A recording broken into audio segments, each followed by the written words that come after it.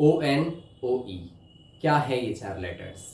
इन्हीं की ही full form है वन नेशन वन इलेक्शन। अगर ये अप्लाई होता है तो लोकसभा और राज्य विधानसभाओं के चुनाव एक साथ होंगे, मतलब पूरे भारत में चुनाव एक साथ होंगे। काफी लंबे समय से लोकसभा और राज्य विधानसभाओं के चुनाव एक साथ कराने का प्रस्ताव है। ये प्रस्ताव कोई पहला नहीं है, पहले भी ये प्रस्ताव पारित किए जा चुके हैं, जैसे कि 1983 और 99 में भी ये प्रस्ताव रखे गए थे। और करंट में बात की जाए तो बीजेपी इस पर जोर दे रही है। 2020 में एक सम्मेलन में प्रधानमंत्री नरेंद्र मोदी ने वन नेशन और वन इलेक्शन को भारत की जरूरत बताया, और इसी जरूरत को ध्यान में रखते हुए उन्होंने 1 सितंबर 2023 में एक 8 सदस्यों की बैठक बिठाई, जिसकी अध्यक्षता पूर्व राष्ट्रपति रामनाथ कोविंद ने की। अब आपके माइंड में एक क्वेश्चन हो सकता है कि क्या वन नेशन और वन इलेक्शन पहले भी फॉलो किया जा चुका है? क्या पहले भी किसी वर्ष चुनाव एक साथ हुए हैं? तो इसका आंसर है हाँ। आजादी के वर्ष के बाद, यानी 1947 के बाद 1952 और 1957, 1962 और 1967 में चुनाव एक साथ किए जा चुके हैं। वन नेशन और वन इलेक्शन इन 4 सालों में फॉलो किया गया। लेकिन क्या हुआ, 1968 और 1969 में राज्य विधानसभाओं को और 1970 में लोकसभा को भंग कर दिया गया, जिसकी वजह से ये क्रम लगभग टूट गया। अगर ये कहा जाए कि ये क्रम बिल्कुल खत्म हो गया तो ये गलत होगा, क्योंकि भारत के 4 राज्य अभी भी ऐसे हैं जो वन नेशन और वन इलेक्शन को फॉलो कर रहे हैं, जिसमें से पहला अरुणाचल प्रदेश, आंध्र प्रदेश, ओडिशा और सिक्किम, जहां पर आज भी चुनाव एक साथ किए जाते हैं।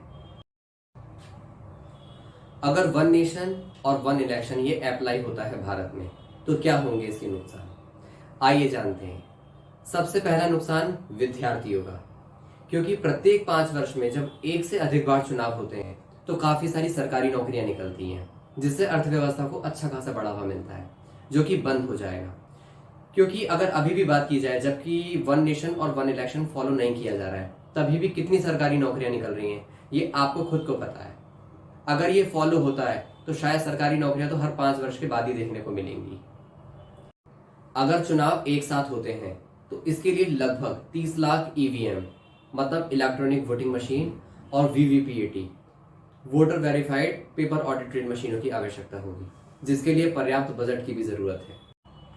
एक रिपोर्ट के अनुसार हर 15 वर्ष बाद मशीनों को बदलने के अतिरिक्त लागत ईवीएम और वीवीपीएटी की खरीद पर लगभग 9,284.15 करोड़ रुपए खर्च होगा।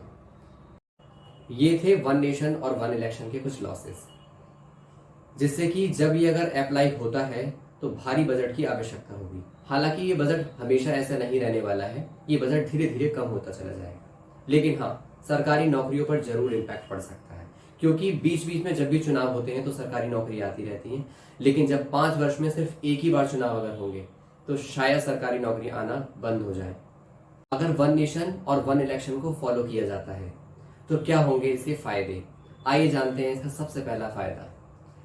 अगस्त 2018 में भारत के विधि आयोग द्वारा एक साथ चुनावों पर जारी मसौदा रिपोर्ट के अनुसार काफी मात्रा में धन की बचत की जा सकती है।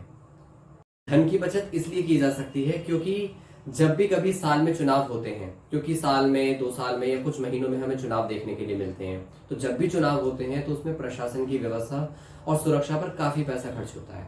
अब जब वन नेशन और वन इलेक्शन को फॉलो किया जाएगा तो चुनाव सिर्फ एक ही बार होंगे, तो प्रशासन और सुरक्षा भी एक ही बार की जाएगी, तो जिससे उस खर्च की बचत की जा सकती है।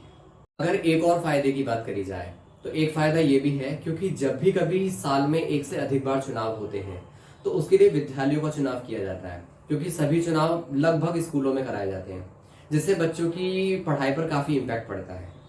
अगर यही चुनाव, मतलब कि वन नेशन और अगर वन इलेक्शन को फॉलो किया जाता है तो ये चुनाव 5 साल में सिर्फ एक ही बार होंगे, जिससे कि बच्चों की पढ़ाई पर बार बार इम्पैक्ट नहीं पड़ेगा। 16वीं लोकसभा चुनाव में भारत के चुनाव आयोग ने लगभग 10 मिलियन सरकारी कर्मचारियों की सहायता ली थी, जो कि एक साथ चुनाव कराने से कम हो जाएगी। इस पर भी काफी इम्पैक्ट पड़ेगा।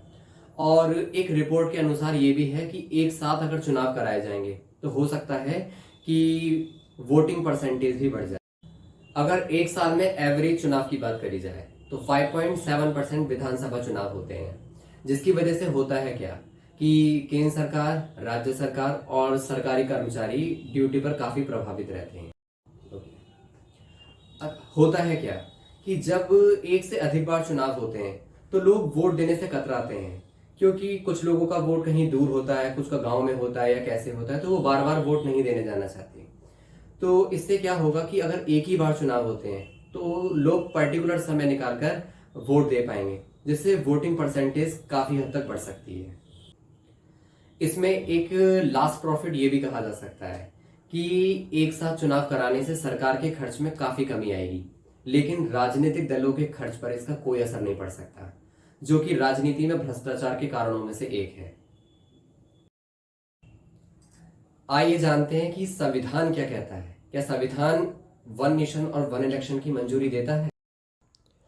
अनुच्छेद 83 और अनुच्छेद 172 में कहा गया है कि लोकसभा और राज्यसभा का कार्यकाल 5 वर्ष का होगा, यदि पहले भंग न किया जाए तो। लेकिन अनुच्छेद 356 कहता है कि ऐसा हो सकता है कि पहले भी भंग किया जा सकता है।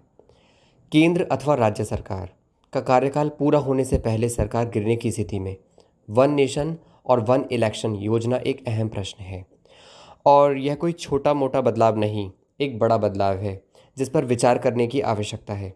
भविष्य में किसी भी प्रकार के संवैधानिक संशोधनों के लिए एक चिंताजनक मिसाल भी साबित हो सकता है। अगर देश विदेश की बात की जाए, क्या कोई कंट्री ऐसी है जहां पर कि वन नेशन और वन इलेक्शन को फॉलो किया जाता है? दक्षिण अफ्रीका में राष्ट्रीय और प्रांतीय विधानसभाओं के चुनाव 5 वर्ष के लिए एक साथ कराए जाते हैं, और नगर पालिका के चुनाव हर 2 वर्ष बाद होते हैं। इसके लिए एक बड़ी चुनौती भी हो सकती है। राज्य सरकार को अपने कानूनों को संशोधित करने के लिए और नगर पालिका व पंचायत के चुनावों के लिए ईसीआई मतदाता सूची को अपनाने के लिए राजी कर पाना कठिन होगा।